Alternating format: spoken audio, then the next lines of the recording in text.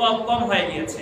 মনে রাখবেন যে এই সকল নারীরা অধিক হারে আলট্রাসোনোগ্রাম করে, আমার কথাটা অনলাইনে যাচ্ছে, আবার রিসার্চ করবেন, যে মহিলারা অধিক হারে আলট্রাসোনো করে, আপনাকে বোঝানোর জন্য বলতেছি, ওই মহিলাদের সিজার করা বাধ্যতামূলক হয়ে যায়, কারণ ওই চামড়াটা টাইট হয়ে যায়।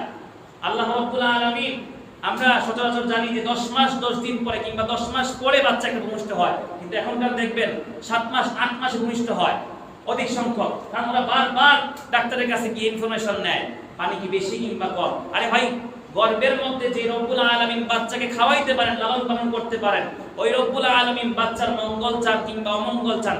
বাচ্চার যদি ভালো চান, আল্লাহ রাব্বুল আলামিন দুনিয়া তাকে জীবিত রাখবেন, যদি বাচ্চার মঙ্গল চান তাকে দুনিয়া থেকে উঠায় নেবেন। অতএব মানুষের কোনো হাত এটার মধ্যে নাই।